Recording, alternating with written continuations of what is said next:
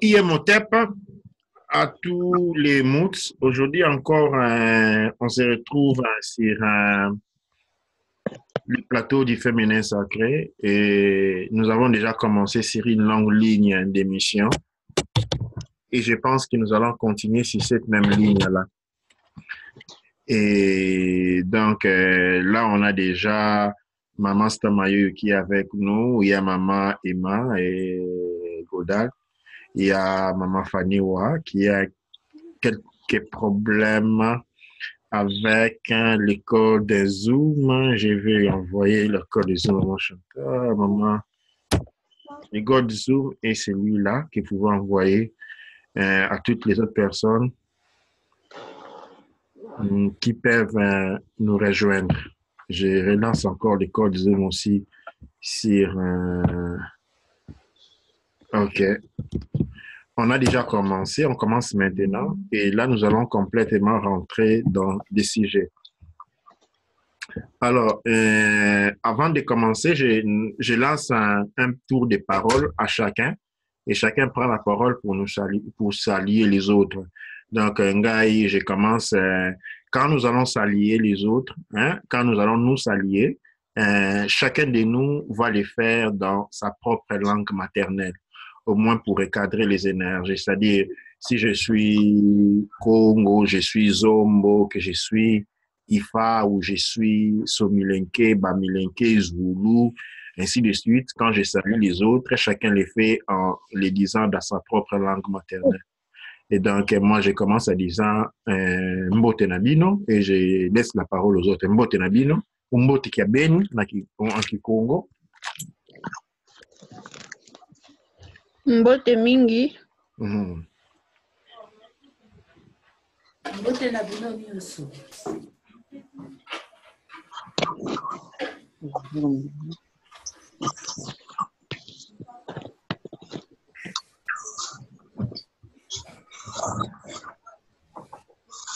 Mbote ya beno. Je pense que Maman Faniwa a quelques problèmes avec son micro. OK. Maintenant,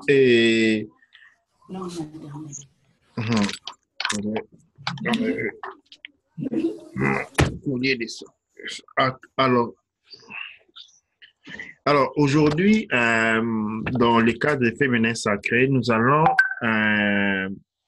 voir un sujet assez important. En fait, nous allons parler des deux choses. La première chose, c'est les principes de la suffisance. Le principe de la suffisance est le principe de la suffisance dans la spiritualité, dans l'éveil de la conscience. Nous avons un ensemble des principes que nous allons voir aujourd'hui. Alors, je regarde ici. Oui, la suffisance et l'impeccabilité. Alors, ça, c'est quelque chose que nous travaillons dessus. C'est non seulement que nous l'étudions, mais aussi nous travaillons dessus au niveau des cours CANEB. Les CANEB connaissent déjà ces principes-là profondément. Aujourd'hui, nous allons parler de l'impeccabilité de la suffisance et après, nous allons passer sur un deuxième sujet, les sujets les plus importants. Alors, l'impeccabilité et la suffisance, c'est quoi en fait quand je parle de l'impeccabilité de la suffisance? Alors, l'impeccabilité, la suffisance en premier tout, et les fardeaux les plus encombrants que quelqu'un peut avoir. L'impeccabilité, disons, la suffisance est le plus grand ennemi de celui qui est en train de s'éveiller. C'est quoi la suffisance? La suffisance, c'est l'acte de nous sentir, de se sentir offensés par les actes et les paroles des autres. Notre suffisance nous contraint à passer la plus grande partie de notre vie à être offensés par ce que disent les autres.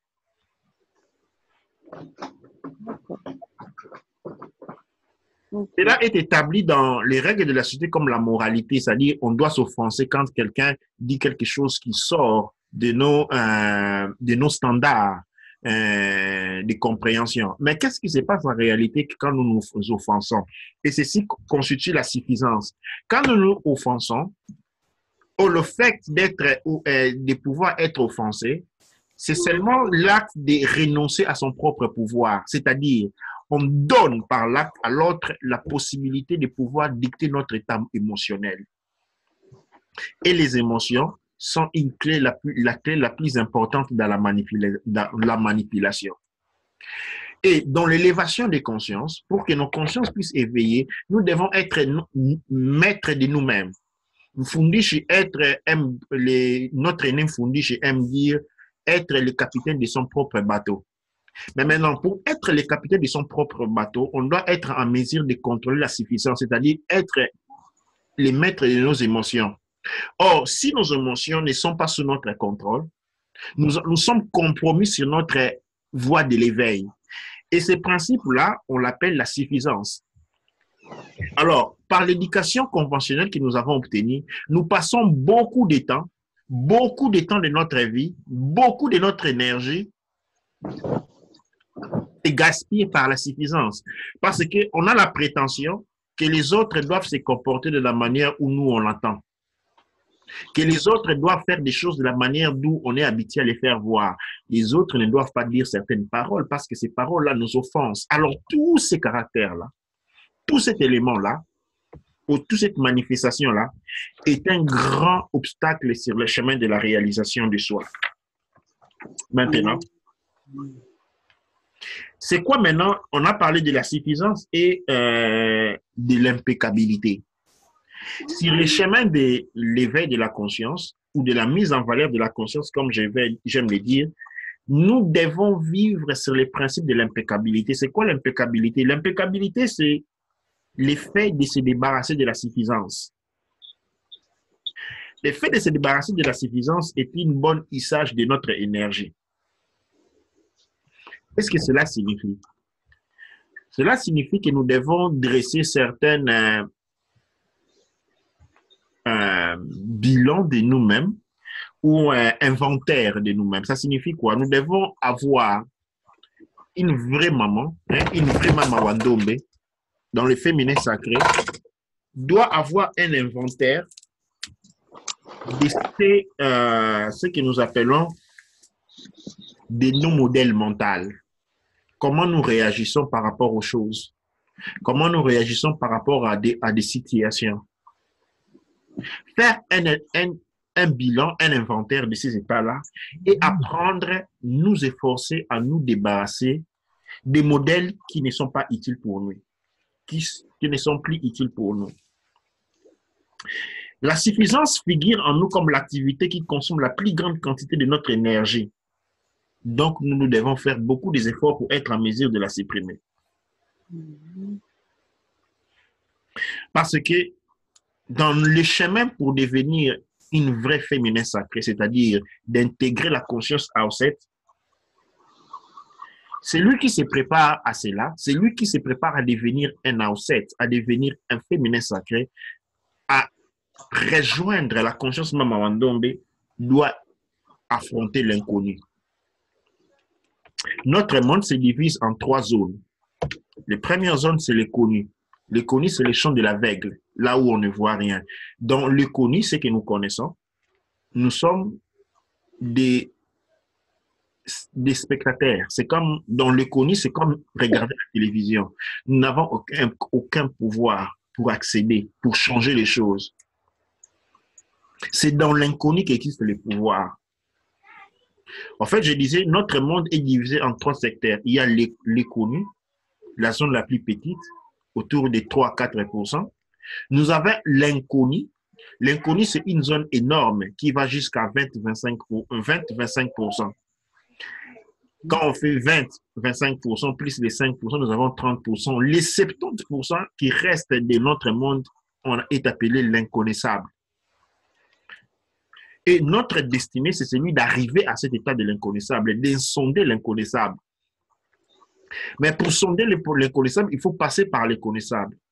Et l'obstacle qui se place entre nous et l'accès à l'inconnu, à la connaissance qu'il y a dans l'inconnu, c'est notre suffisance. Notre suffisance, en fait, dans le modèle de croissance de la conscience, quand un enfant naît, de 0 à 8 ans, l'enfant n'a pas d'esprit. Il a une âme, mais n'a pas d'esprit. Et vu que l'âme est la partie la plus docile, c'est-à-dire il a besoin de l'esprit pour se protéger. C'est-à-dire l'âme, c'est là où ça. Et l'esprit, c'est 7. Et dans les configurations, dans les réfigurations kinétiques, vous voyez toujours que c'est 7 qui est en train de pousser le bateau, hein, la barque de Aoussa. Parce que 7 représente notre esprit, c'est lui qui est là pour nous protéger. Entre 0 et 8 ans, l'enfant n'a pas d'esprit.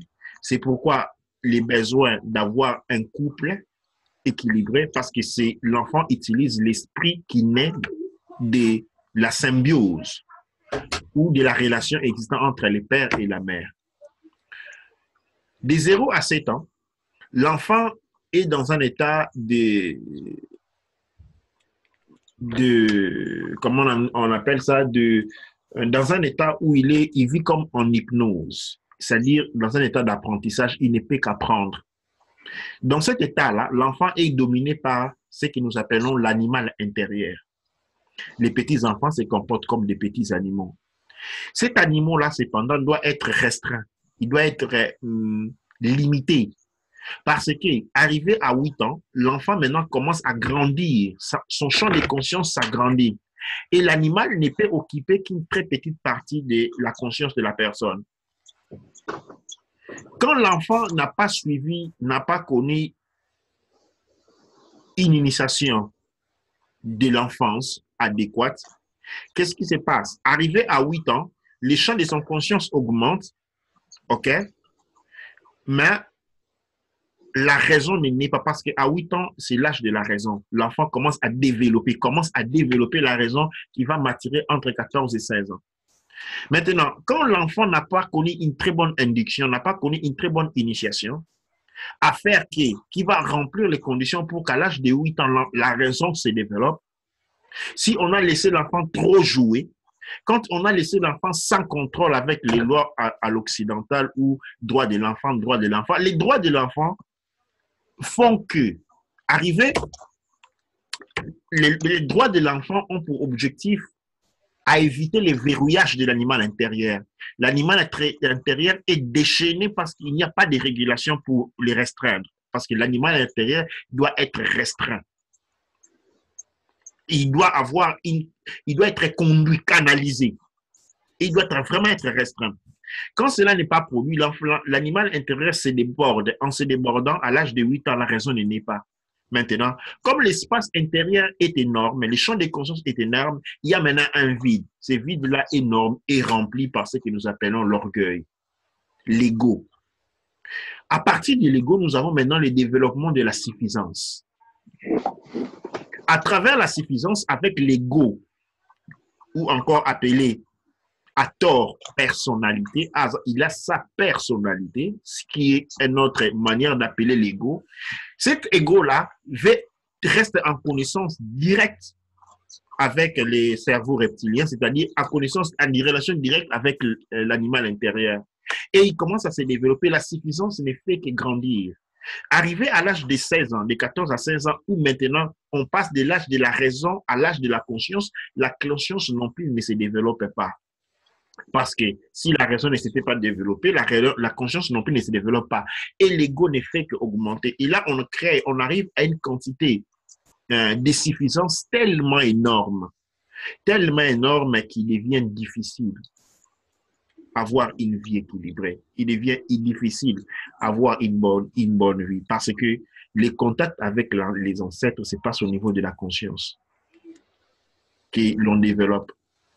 Maintenant, du moment où cette conscience n'a pas été développée à travers la première étape, c'est celui de la raison, et puis l'erreur de la conscience, on est détaché de soi. On est détaché de sa tradition, on est détaché de sa source seulement par cet effet-là aussi. Et cela compromet beaucoup de choses. Maintenant, la voie de la sagesse ou la voie traditionnelle, la voie culturelle nous apporte nous aide à rectifier ces erreurs-là en travaillant sur nos modèles de comportement, en comprenant l'importance de la suffisance et en cherchant à exprimer un paramètre de l'impeccabilité. Le troisième point, sur le chemin de l'évolution de la conscience, les CADNEB sont maîtres de cela déjà dans l'académie et c'est lui du petit tyran.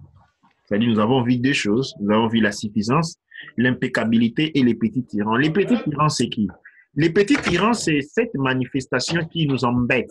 C'est-à-dire, ces personnes qui nous font beaucoup de mal, ces personnes qui nous mettent dans la situation d'exprimer les pires de nous-mêmes ou tout simplement les situations difficiles de notre vie. Ces situations-là, ces moments-là, sont appelés petits tyrans parce qu'ils nous contraignent à des situations de frustration, des fois des dépressions et des malaises. Maintenant,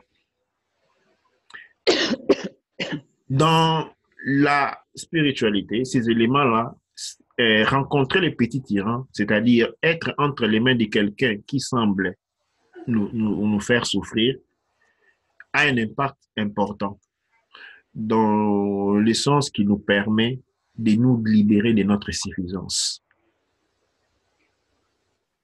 Les petits tyrans nous aident à nous libérer de notre suffisance et à accéder à un niveau de conscience différent.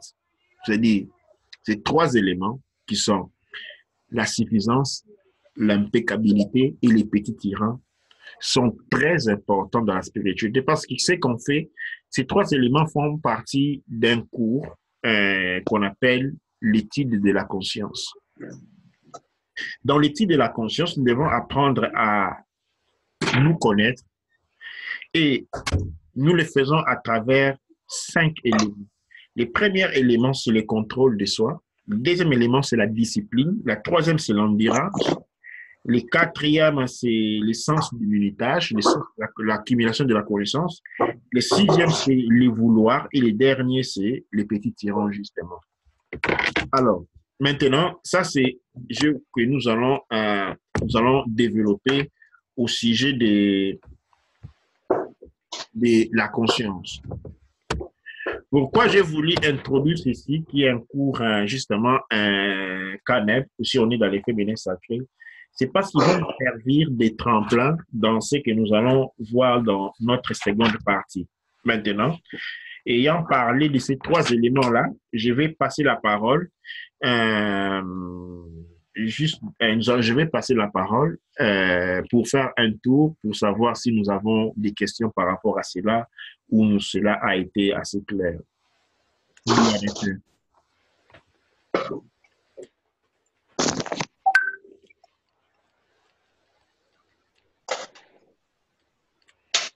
Je ne sais pas, nous avons des questions. Il y a quelqu'un qui a des questions par rapport à là où Sikatokomi, là où nous sommes arrivés aujourd'hui.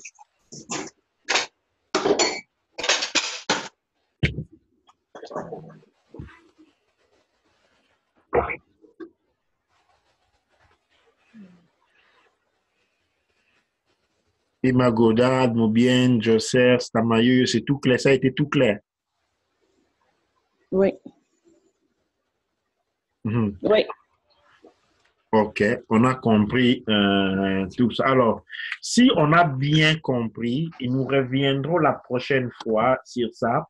Et aujourd'hui, il y a un sujet plutôt qu'on a voulu traiter avec, que nous avons traité déjà du côté des CANEB, c'est-à-dire avec les hommes. Et nous allons aujourd'hui traiter du côté des féminins sacrés, c'est-à-dire avec les CANEB-ET. Et c'est un sujet qui va faire l'objet d'une émission qui va être faite dans les jours à venir. Aujourd'hui, j'ai voulu tout simplement l'introduire à nous. Et par rapport, le titre de l'émission que nous allons faire, c'est la mafia de la sorcellerie. je ne sais pas comment les commencer. Nous allons commencer par là où je les commence. Alors, à travers des études et des recherches faites dernièrement, on a découvert quelque chose de grand, quelque chose de, d'assez terrifiant quand on la comprend comme nouvelle. C'est-à-dire, au niveau de l'Afrique centrale, spécialement dans l'Afrique centrale, les forces du mal se sont implantées dans une proportion jamais vue auparavant. Dans le sens que, spécialement en Afrique centrale, euh, les forces ténébreuses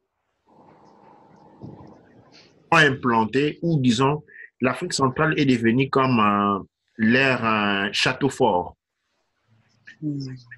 Et c'est là, nous l'avons découvert maintenant, mais en réalité, cela a été présent depuis assez longtemps, assez longtemps.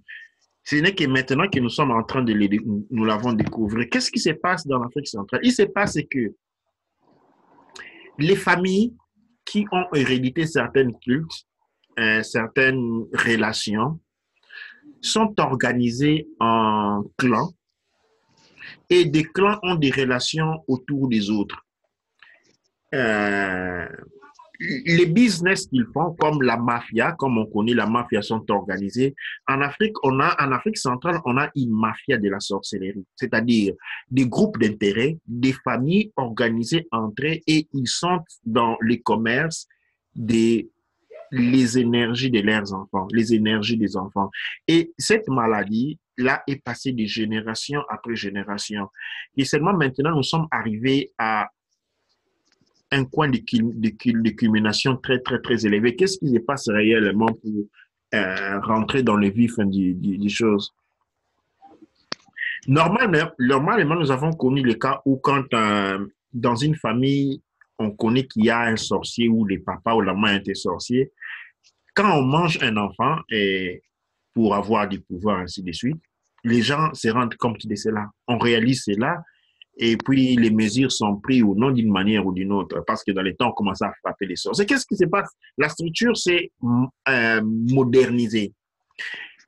Il s'est créé des alliances qui unissent des 150 à 250 familles.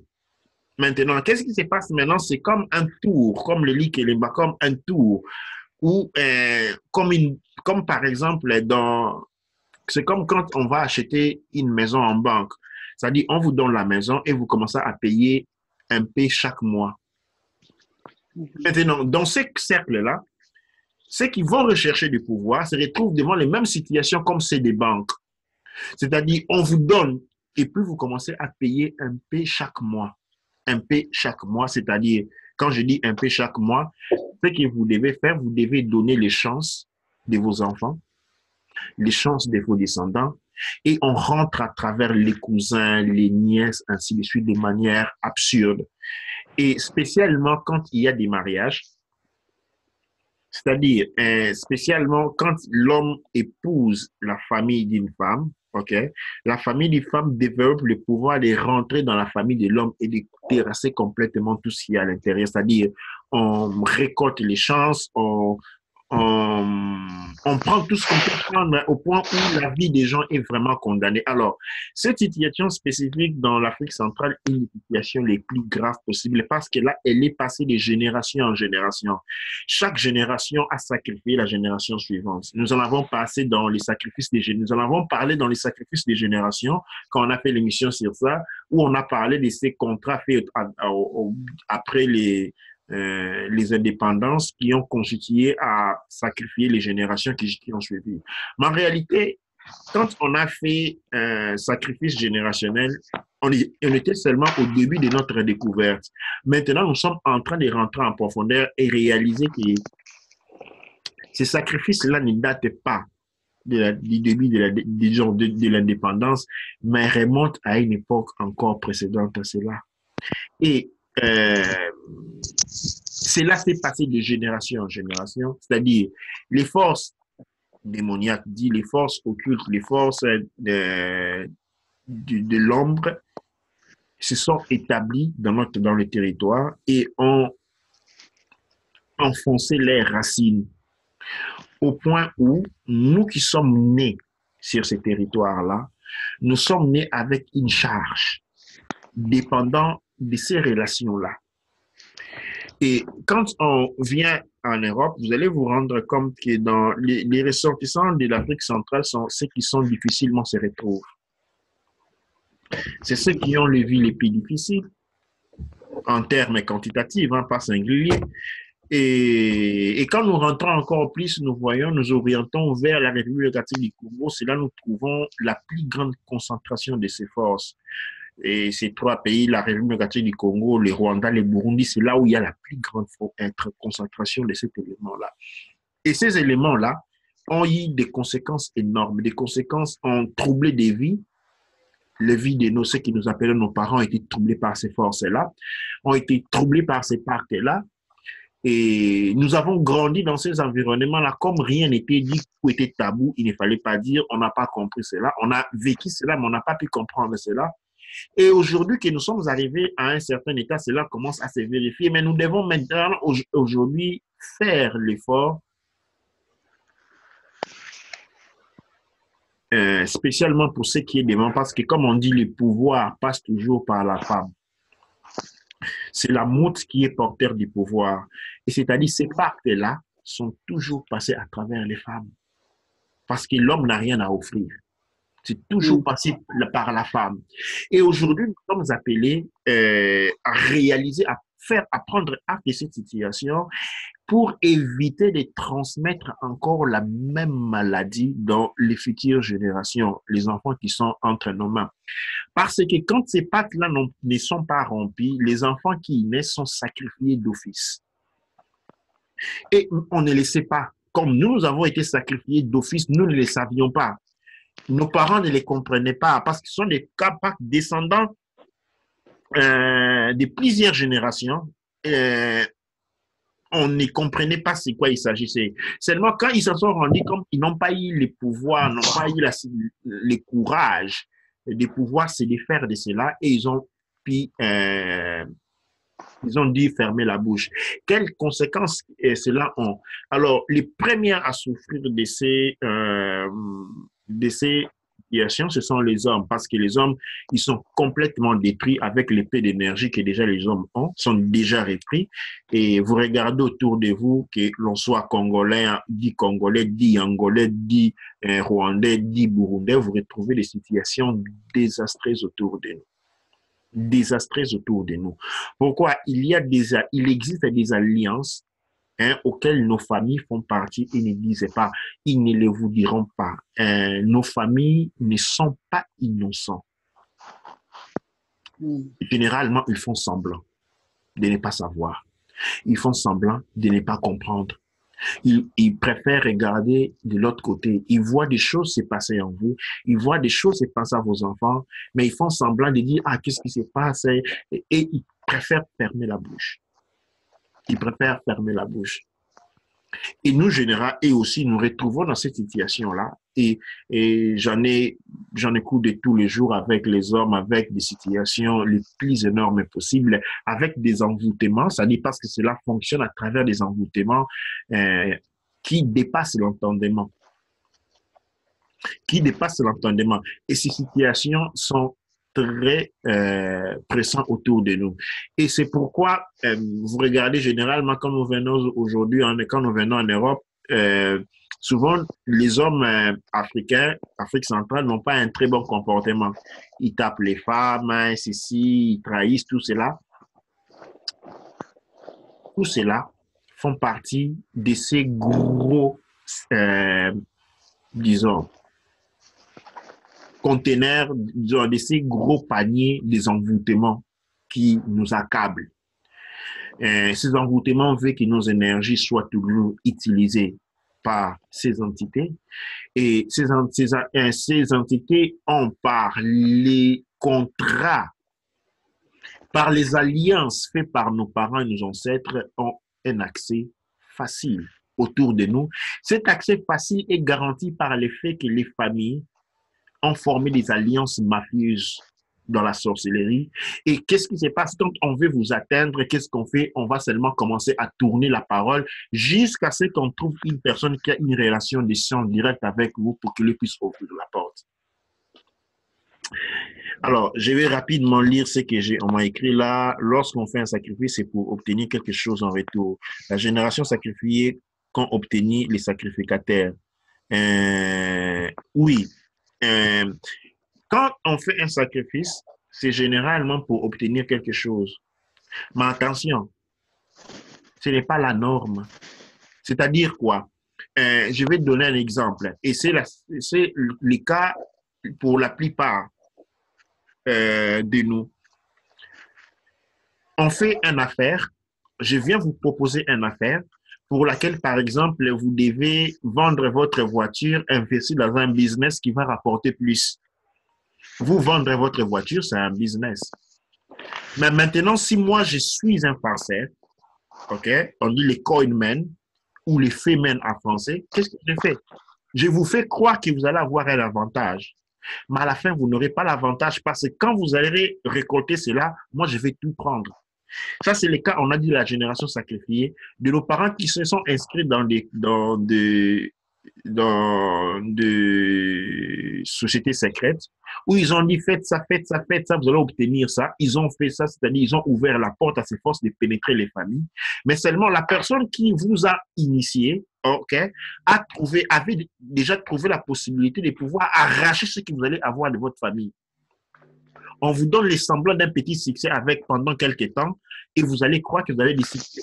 Et qu'est-ce qui va se passer quand vous allez maintenant ouvrir la porte? Ils vont rentrer, ils vont rafler tout dans votre famille et ils vont vous laisser sans rien. Alors,